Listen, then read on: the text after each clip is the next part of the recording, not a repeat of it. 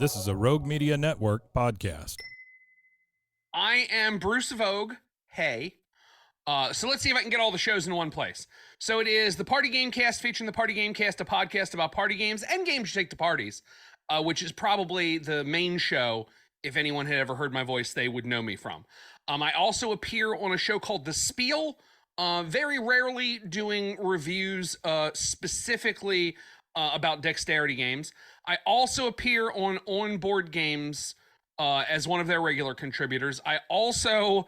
I invented, they want to make sure that everyone knows that, so I feel guilty I have to keep doing the show, a show called Inverse Genius Fortnightly, where we just kind of talk about things we like every 2 weeks. And then my passion project, which is the one I really wish I could keep up with and don't even remotely get close to, which is Just Barely Sports with the Minor League Geek, which is the one I like the most. And of all of the ideas I've had, the one I think could have been the closest to commercial success, if only I had really ground in and dug in on that one.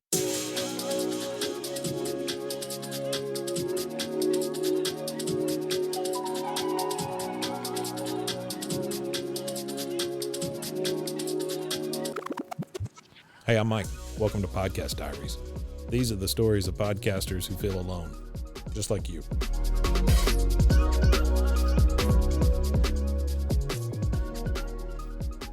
Well, hey, Bruce, how are you? Yeah. It's nice to meet you. It's nice to meet you. Yeah. Not bad at all. Thank you so much for having me. Thanks so much for calling me in for a chat. This is the part of podcasting I love, the chat part. So Bruce, tell me about you. You seem to be a really inverted person that you don't like to be outgoing at all, and It's a thing, and anybody out there that's an extrovert will realize at times I'm probably more introverted than I seem, but I'm not remotely scared of a crowd. Sure. You're not going to terrify me with a crowd of people, pretty much no matter how big they are. Yeah. I don't think I've hit my max yet, but I've also never been like in the ring at WrestleMania or anything. So I don't know if a crowd comes that crushes me. Yeah. But hundreds is not enough to do it, and low thousands is not enough to do it through the things that I've done. So I'm just like your average nerd that got into nerd things. The main thing that people know me for, and I think probably the thing that you, if you've heard of me and wanted to talk to me, is probably the thing you know, which is the Party Gamecast. Mm-hmm. I was listening to podcasts. This was at the point where like there weren't iPods.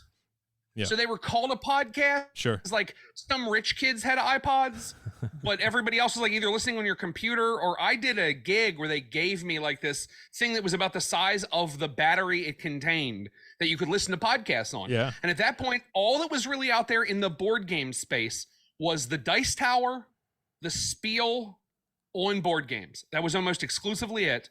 And I ran into a podcast a couple years later called Flip the Table. Yeah. Which was a loved podcast. Mm-hmm. So loved. We did a crossover episode with them. People love to tell me that they would destroy my entire catalog to get one more episode of Flip the Table. Wow. People love Flip the Table, but we love Flip the Table. I don't know if that's a compliment for Flip the Table or an insult to you. I think an insult to me. Okay. I always take it as an insult to me. Sure. Maybe also a compliment to them. I don't know how Chris sees it. Yeah.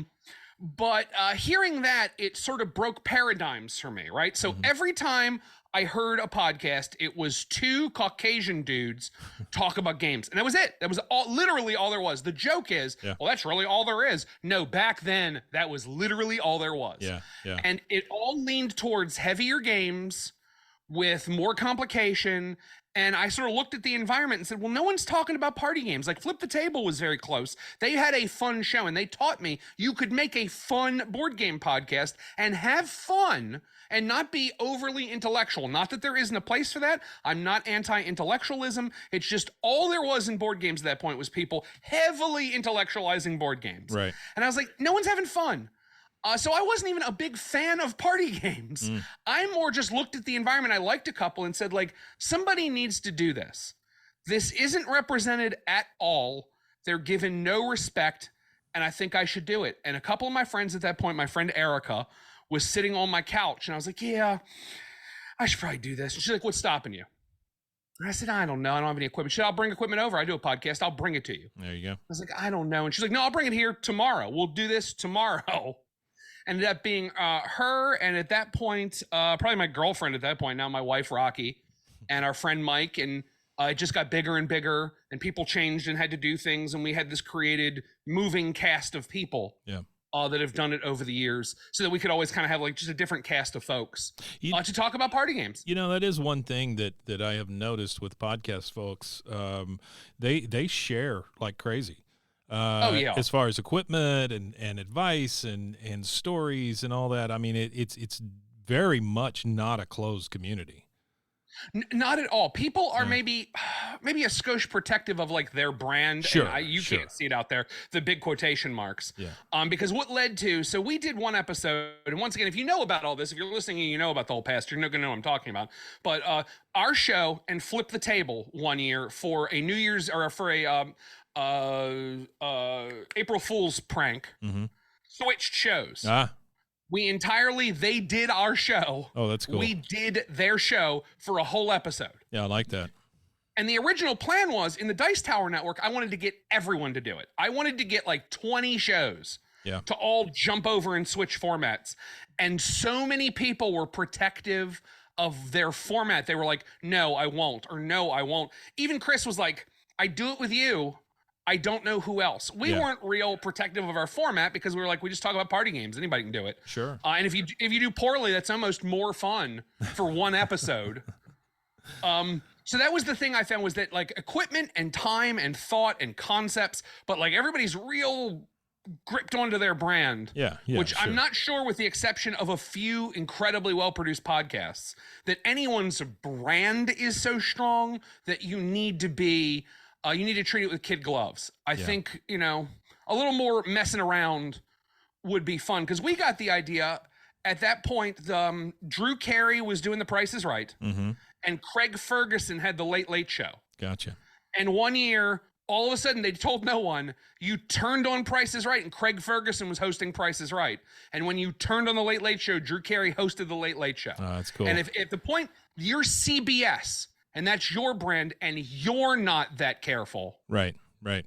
Well, I think people can be overprotective of that kind of thing. It's so funny that they're overprotective of their brand, but yet it's an industry where, I tell shows all the time, if they're starting a new show and they come up with a name, just go out there and look. If they haven't produced anything in the last 6 months, the name's yours. I mean, just take it. It's a gold rush, I mean, and there is no name or very, very few ideas that haven't been done or taken. Good art is borrowed, great art is stolen. That's I believe the old Andy Warhol thing, but it's not untrue. I even found a case. So with the sports show I do, Just Barely Sports with the Minor League Geek, I didn't produce it for years. And I sometimes go years not touching it because the ideas are still in my head and I can't let it go. I can't fully let it die. And I still pay for it every month to be out there so that I can do something. Yeah. And in the pandemic, when I was just locked at home, I started producing it again and found out there was a guy that owned the rights to everything else Minor League Geek. Oh, wow. And he reached out to me and I was like, oh no, is this going to be? And he was like, look, you're making stuff. I listen to your show. It's great. If you want it, you can have it. He's like, I produced a lot of stuff with it, but I didn't do anything with it. And it sounds like if you were to really continue this thing, you could do something with that brand. Have fun. That's really excellent. So even in the cases that's really like nice. Where there was a butting of heads, the other person just said like, look, neither one of us are doing a lot of work with it. Yeah, really. But I know I'm done. So, Bruce, how long have you been doing this? Just being an entertainer? Being an entertainer? Yeah. Since I started to work. Okay. I got my first job was at a bookstore. All right. And then I got into an entertainment company at the age of 20. And I am much older than that now. So I've been entertaining for almost 25 years. Wow. Doing casino theme party nights, doing horse races, doing, and that was, I worked for an entertainment company doing live events. So it was working in the office, taking the first call, writing the contracts, going to the event, setting the thing up, working the thing, breaking it down, getting the money. So it's been full tilt doing entertainment. So this is full time for you? Yes.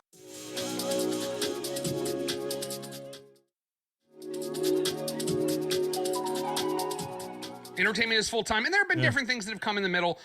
My work with the Party Gamecast actually ended up getting me a job at North Star Games. Oh, wow. For a couple of years. Yeah. when they were sort of in their biggest period of expansion. I did their social media and kind of what would now be called influencer outreach. At the time, I don't think they understood what any of that meant. Right. Nothing against them. It's just it was kind of a new field. You know, we're talking pre-TikTok. You know, when and so that was sort of what I did for them. So for those of you listening, there was a pre-TikTok. Yes. There was a pre-TikTok, and there was I still remember at the very end of my time with North Star. Yeah.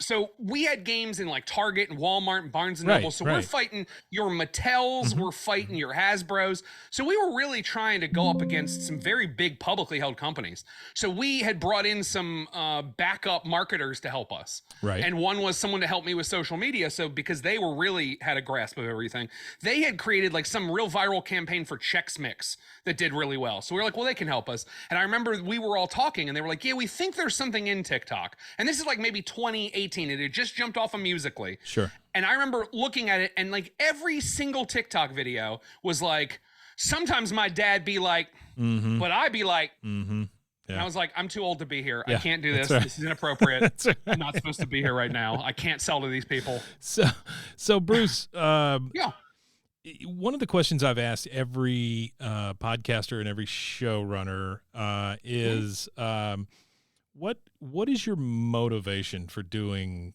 and let's just stick to podcasting at this point, right? Okay. What's your motivation to continue to do it? So for any of the stuff that I do, which is pretty infrequent right now, I'm on one of those kind of like downward turns where you're trying to just keep the car running. But I think it needs to be out there. And I know that's so self-serving and stupid, but like the stuff that I make, I don't see anyone else making. Okay. And when I get to the times where I'm like, I think I'm done. I think this is it. I don't know. And then I look and I'm like, I don't think anyone's doing this though. Yeah. You know, with the Party Gamecast, the people in the Party Gamecast, the cast are my friends. It's my wife and my friend. We really are friends. Right. A lot of what has sort of absolutely crippled our show is the pandemic.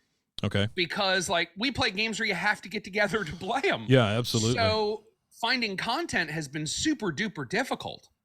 And that's the challenge right in there is that, and then how to kind of meet through things like you and I are doing this on Zoom. But how do you make an interaction on Zoom feel right? How do you feel like you're giving something a fair review on Zoom? And you know, we've tried that, but that's kind of the wall we've hit is, you know, and I always feel terrible saying this kind of stuff, but like how true to ourselves are we? How, you know, when we're trying to do it on Zoom and not live, I'm hoping that we all get comfortable enough being around each other this year that we can kind of pick it back up. And, you know, everybody that is a part of the cast, Brian and Mike and Marty and Rocky and I, all want to do, everybody individually wants to keep going, but you're like, well, but I don't know that I feel comfortable being in an enclosed space with strangers for a while. Right. And even now, and a lot of people say we're nervous Nellies, but we're fine with that. We'll accept that. Sure. You know, but every time I'm about to be completely done, like especially the Just Barely Sports, I don't hear anything like what I want. I don't hear it out there. So not saying someone's not making it, but I don't hear it. Yeah. So tell me about that show. That seems to be one that you say is like your labor of love.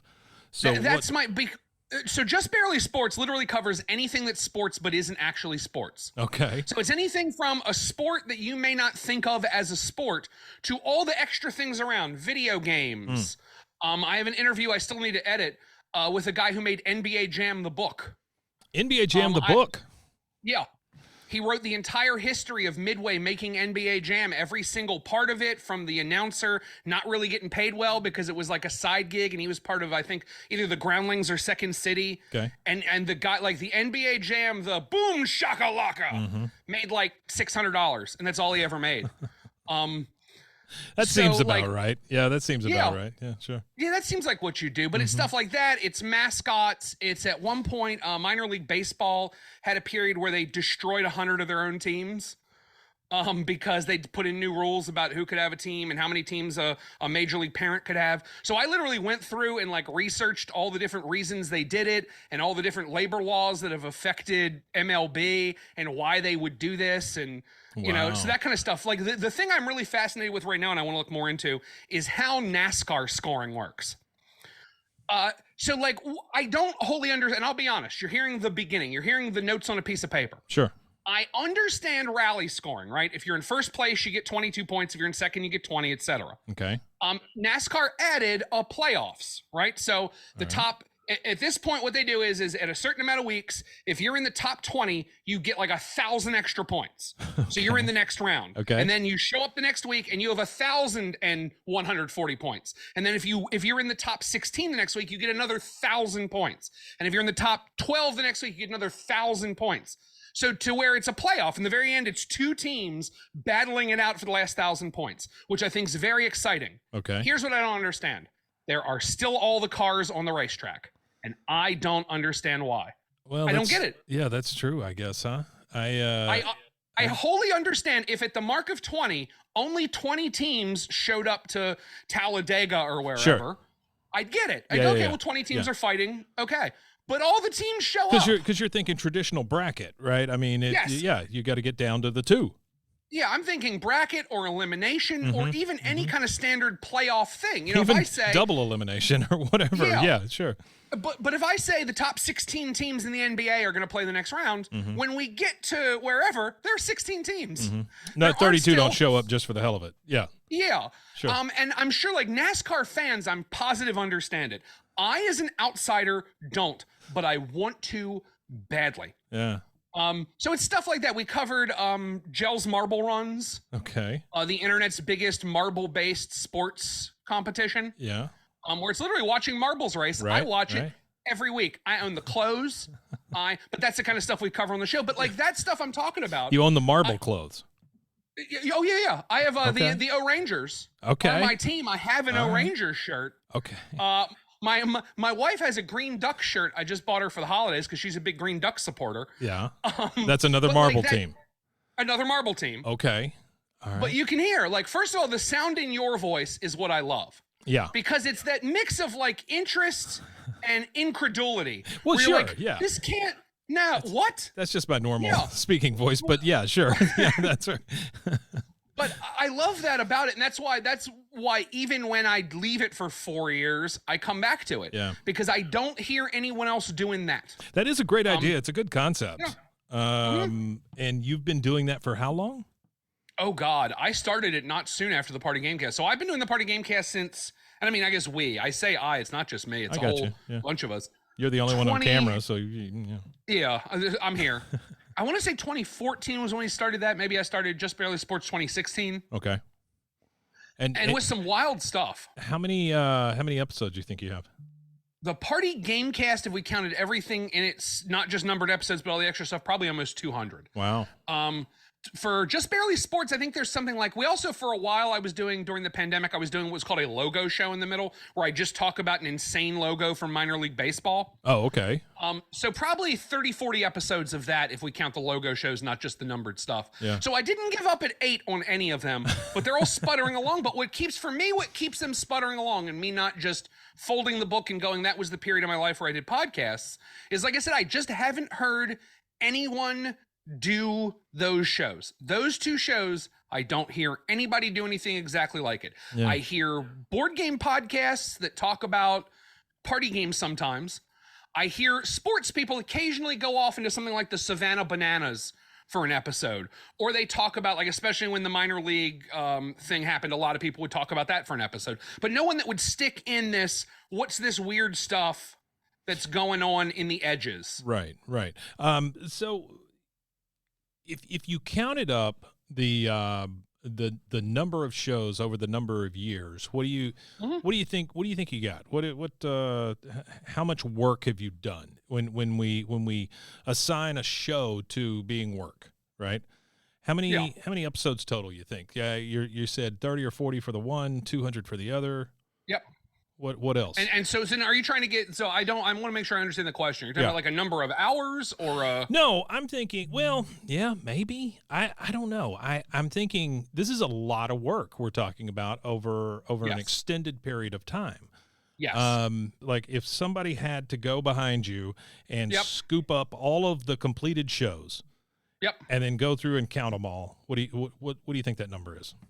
Of all of the shows, of the ones that I've just done the production on, so that's I've set it up, worked, talked, done the whole thing, which are the two that we've talked about. Oh my God. So 300 hours. It's not a fair question, but Probably like, I'm going to estimate 500 hours. Okay. All right. But that's 100 either way. Yeah. Because so everybody in the beginning, anybody who's just starting out podcasting, you're doing it wrong. Maybe maybe because the tools have changed since I was doing it. Sure. You whippersnappers. Maybe it's better. But I was producing like 1 to 2 hours of production time per 1 hour of content. And I think you learn after a while. I think there are some folks that want to be NPR. So you're grabbing every every every suck in your teeth and pulling them all out. And that's great. If you're going to make NPR, make NPR. I'm not making NPR. Right. Especially not for the Party Gamecast. And it took me 10 episodes to learn that, because those 10 episodes took me 35 or 40 hours in production time, when in the end, the couple of ums and ahs and the couple of teeth sucks and the cost me time I shouldn't have lost. Yep. Nobody's going to notice. No one's going to notice. Don't get me wrong. If you have somebody that gets stuck on a word, sure, get that out. Yeah. But just the occasional things we do as we talk to one another, hardly anyone notices. Now my production style is I play it in the background while I'm doing something else. And if something makes me go, what the hell was that? Yeah. I then go and then I turn off the other thing I'm working on and I look at that section and then I get really detailed in that section of 45 seconds of content. And I go, okay, what made me stop? What made me have to click off because something was so bad over here? Yeah. I tell the people here all the time that it's passive listening. It's number one, I would say, if I had to assign my biggest lesson to somebody who was starting from day one with nothing, it's get a good recording.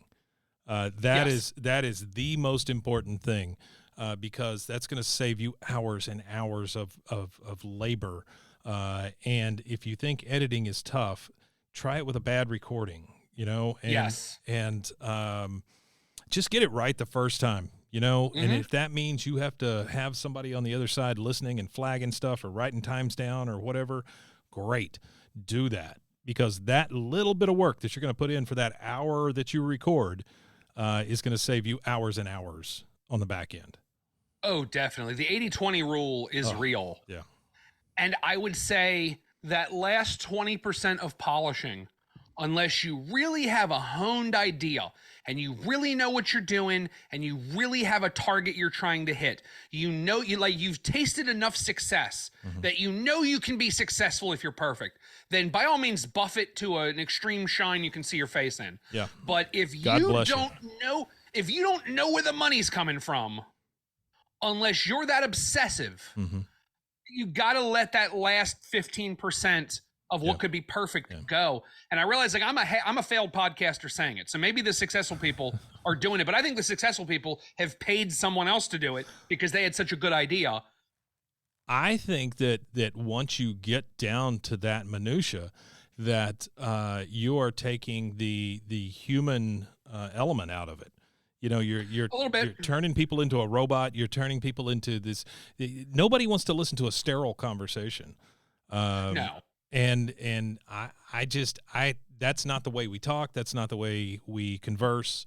And so we don't do a lot of that. We take out the big pieces. We take out the big pieces. I would much rather tell my folks to spend time on making the audio sound good, not perfect. Absolutely. So, but the other thing I will say for new podcasters is what we're saying here is an advanced tactic.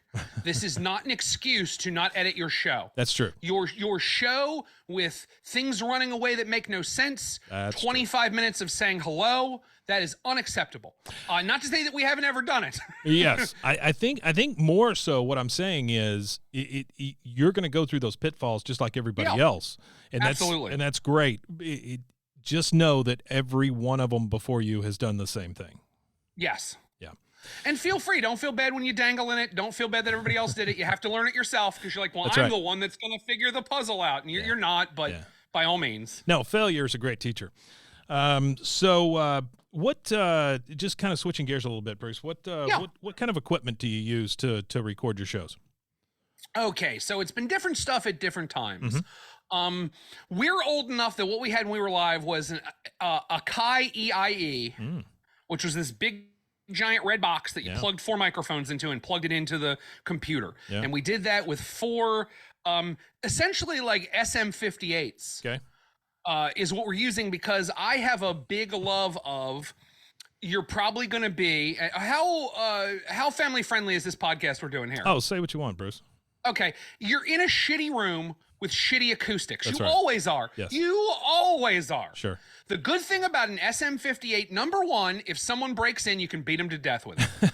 Number 2, it only gets the field right around itself. That's right. This is not to say that if you're in a real bad room, it won't hear it, but it protects you from a lot of the mistakes you can make. Everybody jumps up to what is the S3B, the really crazy Shure mic that like radio stations use? Yeah, the one that looks like a giant pill. Yeah. And if you're in a protected environment like a radio station, they're beautiful. You're not going to recreate the human voice better. Thriller, I think, was Renault. Thriller was recorded on a 58. The SMB did a bunch of other albums. So, I mean, they're both great microphones. Sure. But if you're in battle conditions, which you probably are if you're a podcaster and you're listening to this, to me, a real durable, tight, close mic is what I use. Yeah. With whatever computer I have at the time. Right. And I was editing before I'm on my computer here. I was doing Audacity, and then doing it on Audacity and then running it through Levelator. Okay. To try to level everything. Yeah. Now I use, where are you, my friend? I know you're here. I have a new program I've used for the last episode or 2 that I've done, but I have to find it because it always hides itself on my computer. Well, talking about those 58s, I mean, you can kick one of those things down the street for a half hour and it'll still work. So, yeah, that's a really good, and they're cheap. Yeah, they're like $100. That's it. You put a pop filter on them, so that you don't paw and caw too hard. Yep. And every single thing, if you go to more sophisticated equipment, like, so the mixer I use right now, I've changed off the EIE because it broke eventually after like 8 years.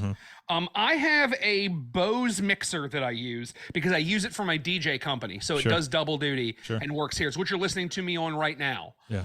It is the Bose, God, what do they call these things? The Tone Match 8.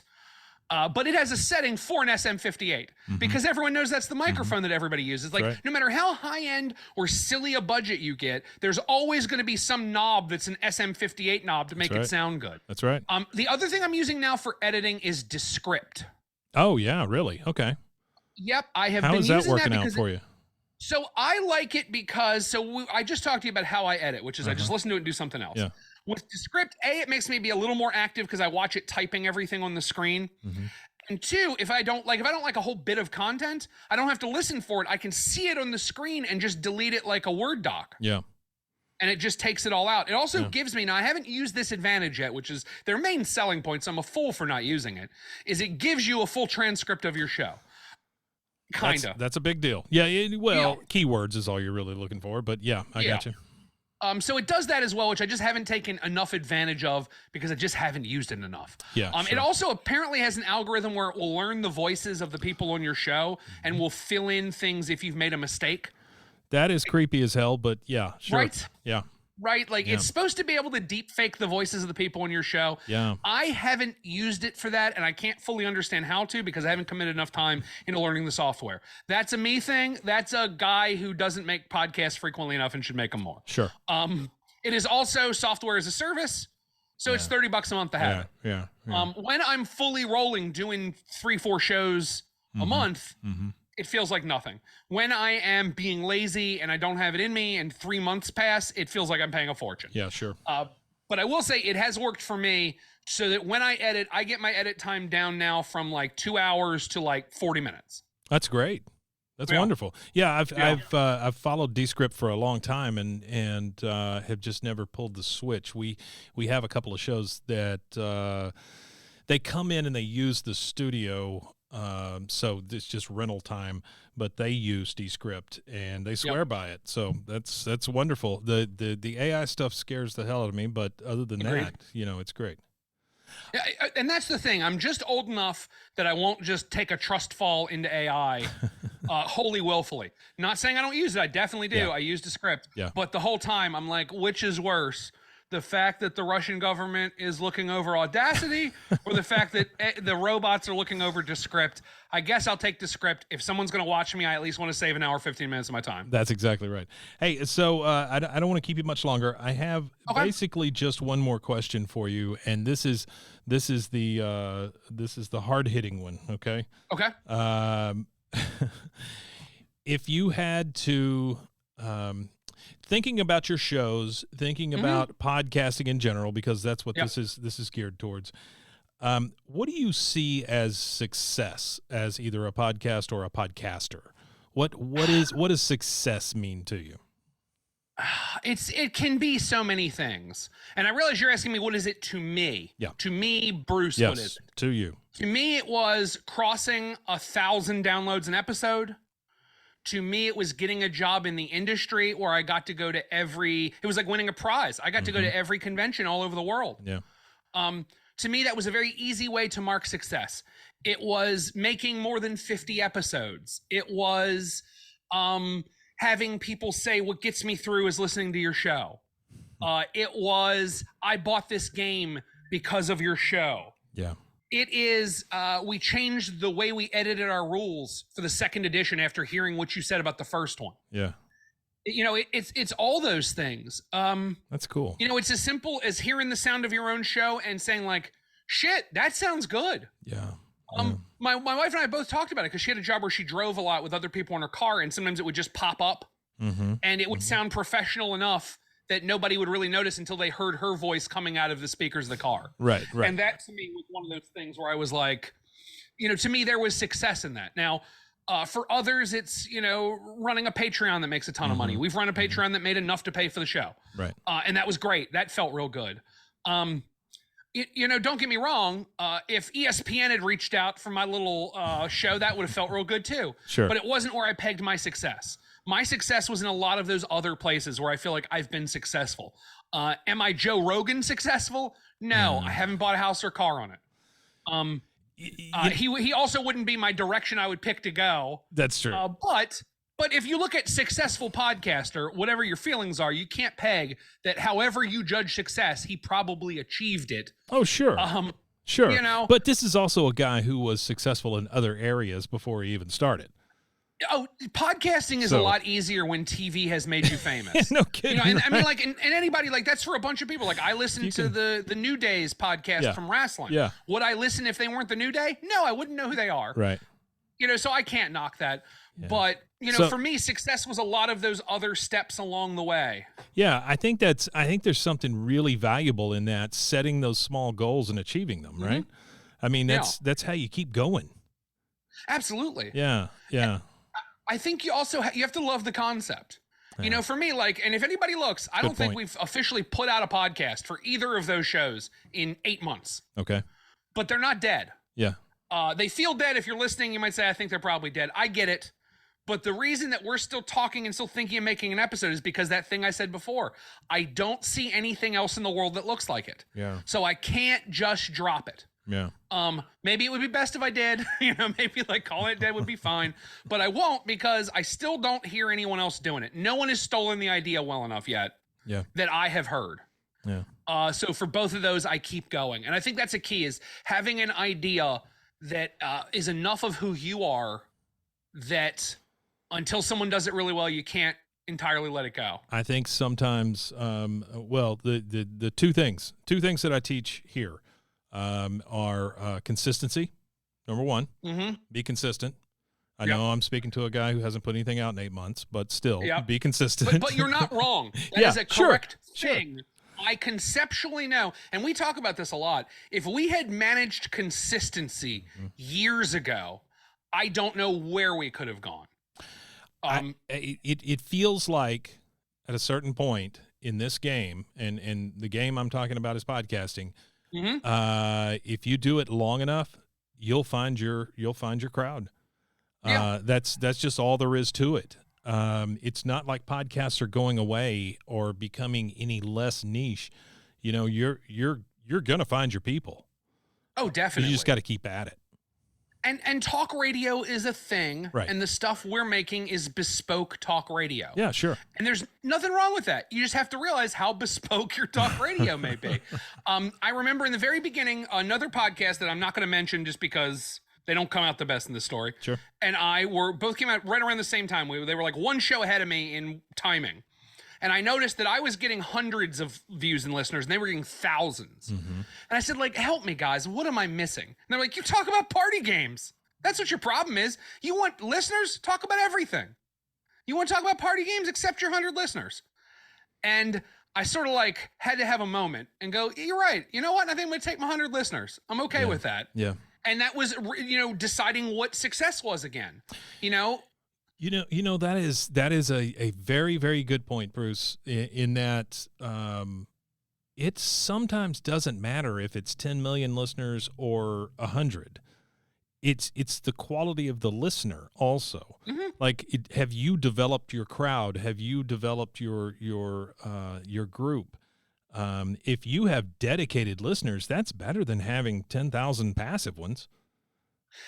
So it depends on what your idea of success is. Mm-hmm. If what you want is a Casper mattress deal, yeah, sure. What you want is 100,000 listeners, and you don't care if they interact or not. They can be bots. It does not matter. You need numbers to show executives. Right. And if that is the only way you measure success, then what we're saying here is wrong. Sure. But I will tell you that there's plenty enough if you judge success in, touching people's lives and helping people with the things they're doing and getting them through their day and, putting smiles on faces, as I like to say in the WWE.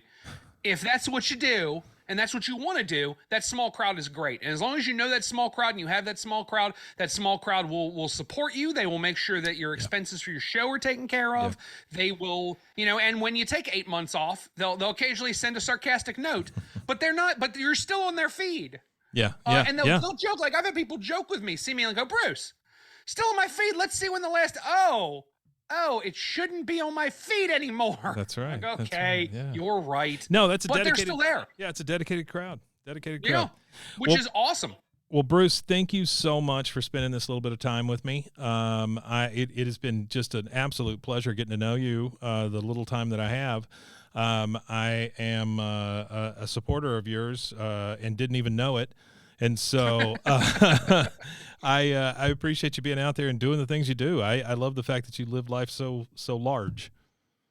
I think for some people, you say to yourselves, I think I have to. And I think for some people, that's a compulsion, is you have to kind of try and make it bigger. I get it. So that's a thing I certainly try to do. Thank you so much for letting me come on and just letting me do the part of this I really love, which is the talky part and not the editing part. Absolutely. Bruce, one more time, give us your name and the name of your shows. Bruce Voge, Voge. I guess if you're trying to find me somewhere, don't just talk to me in regular places. The Party Gamecast featuring the Party Gamecast. However you spell that, it works. We used one cast in the first part of the name and a different type of cast in the other. It is a podcast about party games and games you take to parties, and more often than not, snack foods. Wow. The second podcast, the sports podcast, just barely sports with the Minor League Geek. And then other appearances, I'm on a lot of On Board Games episodes on Fortnightly, which is part of the On Board Games Inverse Genius Network. I'm on a lot of episodes of that. And then occasionally I appear on the Spiel, which I would say is, if you are in the board game space and you are looking for NPR, they have been making board game NPR for 15 years, probably more than that, at that high caliber quality level with exactly, that's how I've always described it, is they have definitely made board game NPR. They are the kind of perfectionists I can't be. Yeah. But that is another place I appear, talking about exclusively dexterity games there. Well, thank you, Bruce. We really appreciate getting to know you, and thanks for all your advice. Thanks for having me. Check out more Podcast Diaries and plenty of other shows at roguemedianetwork.com. If you have a story to tell, reach out to us. info@roguemedianetwork.com. This has been a Rogue Media Network production.